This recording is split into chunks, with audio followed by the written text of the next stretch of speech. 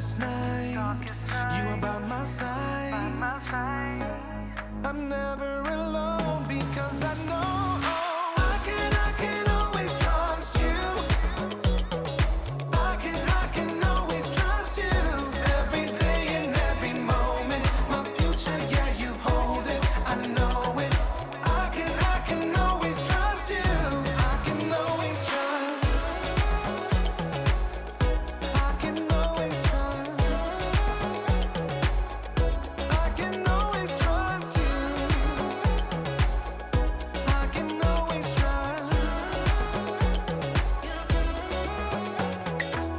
I've got a savior who will always walk me through whatever comes my way. 'Cause I put my hope and trust in the only one who's faithful every day. In the darkest night, you are by my side. I'm never alone because I know I can always trust you. I can always trust you. Every day and every moment, my future, yeah, you hold it. I know it. I can always trust you. I can always trust. I can always trust you. I can always trust you. Every day and every moment, my future, yeah, you hold it. I know it. I can always trust you. I can always trust. I can always trust. I can always trust you. I can always trust. I can always trust.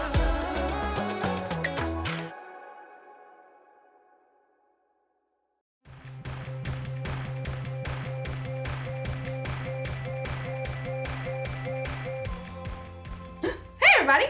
My name's Erica, and I'm here to talk to you about contentment. Contentment is learning to be okay with what you have. And I mean, whatever you have. Let's take bicycles, for instance. You can be content if you have the best bicycle in the world. Like this one. This is top of the line. You could climb a mountain with this bike, and if you get tired of pedaling, it's got a motor that kicks in that helps you keep moving. Or maybe you have a bike like this. You can be content with an old used bike that's been around the block a few times. It may not shine like a brand new bike, but it gets the job done. But here's something that will really surprise you. That's right. You can be content with having no bike at all. It's true! Not everyone in the world has a bike, and lots of those people are quite content without one. In fact, you can be content even if all you have is a box of bike parts. I mean, there's so many uses for a box of bike parts, right? I'm big and you're small. Hey, big guy, are you gearing up for a fight?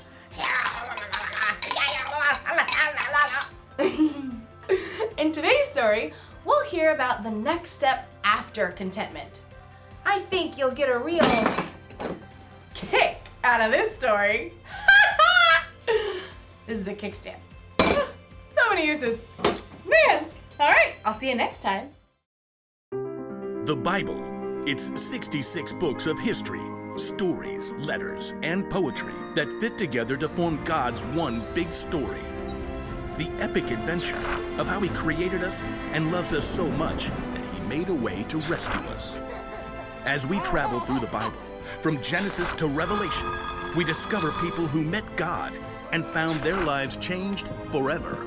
Now, for an amazing story, inspired by the book of 2 Corinthians, chapter 8, verses 1 through 5. As Sarah entered the cafeteria, bagged lunch in hand, Grace waved her over. Hey, Sarah, we figured out the service project thing. Sarah slid into the seat beside Grace, across from Cassie and Rochelle. All three of them sported expensive salon haircuts and manicures. Sarah tried to smooth down her own frizzy hair. She was glad that St. Joseph's School requires uniforms because at least her clothes looked like what everyone else was wearing. Oh, right. The project for social studies? Miss Moss had required that individual groups find a service project to do during the holiday season. I looked through Miss Moss's list. This one's perfect. Grace showed her tablet screen to Sarah. Helping a refugee family? That's a great idea. Yeah, we can just buy them stuff from this list and send it to their new home. Where is the... Sarah looked at the table again, trying to decipher the name on the page. Where is the KMB family living? Somewhere over on the east side, like Grove or some place with those rundown houses. Sarah swallowed hard. She lived on the east side when she'd moved in with her grandma. It was only because of a scholarship that she was able to attend St. Joseph's School. It says here the family needs 3 sets of sheets. Oh, I know. You've seen those ads for tufted owl sheets? They're supposed to be the best. Sarah's eyes widened. Aren't those sheets like $200? That's cool. My dad will give me the money. They need dishes. I'll order a full set from Macy's. My mom has a platinum card there. I'll get them a TV. Perfect way to learn English, right? Enter a credit card number and boom, service project done. The girls turned to Sarah, who avoided their eyes by staring at the list of needs on the tablet. Hey Sarah, what are you gonna send? They need winter coats. I saw these awesome tailored down jackets on sale for like $125. I don't know. I'll text you all later. That evening at dinner, Sarah barely touched her spaghetti. Grandma peered across the table, her eyes bright under her wiry white hair. Now, what's wrong, Sarah? Oh, it's this service project I have to do for school. We're supposed to help this refugee family that's moving into a house over on the Grove. The Kayembes. That sounds like a lovely idea. Yeah, but everyone else is ordering stuff for them. Expensive sheets and TVs and things. The only money I have right now is for bus fare. What am I gonna give? You don't have to have a lot to give a lot. You didn't answer my question. Grandma smiled and reached for the worn Bible that always sat on the kitchen table. No, but St. Paul will. Sarah knew that once Grandma got a scripture passage stuck in her mind, there was no stopping her from reading it. Okay, fine. I'm listening. Let's see. It's right here in 2 Corinthians. Paul was writing to a group of churches.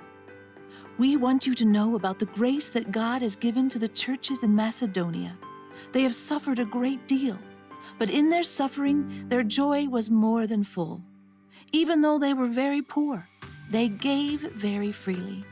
In fact, they gave even more than they could. Completely on their own, they begged us for the chance to share in serving the Lord's people in that way. But that's still talking about money. The churches gave money. Listen with your heart. They gave from what they had, and they did it with joy. Well, what I have is not money. But you've got other things. Okay, I'm good at baking. I know how to use the bus and get around. I have time, I guess. Grandma beamed and her face crinkled. All good things. Reluctantly, Sarah smiled back. Okay, I'll make a list. Next morning, Sarah's friends crowded around her locker. Hey, have you decided what you're gonna buy? Well, I thought maybe the Kayembe family needs more than just stuff. Like how? Maybe they need help. You know, like finding the library, figuring out the bus system. Yeah, I don't know anything about that. But I do. And I Googled and found a number for their caseworker. And she said we could help the Kayembes decorate their new home for Christmas. Oh, that's a really cool idea. I found this awesome video that shows how to make Christmas ornaments from salt dough that you shape and bake and paint. You all could come to my place and help. Sure, that'd be great. I mean, it's a tiny apartment kitchen and all. You tell us what to do, we'll do it. Sarah breathed a sigh of relief. Maybe she couldn't send $200 sheets, but she could use her time and creativity, and even her grandma's tiny kitchen, to help welcome a new family to her neighborhood.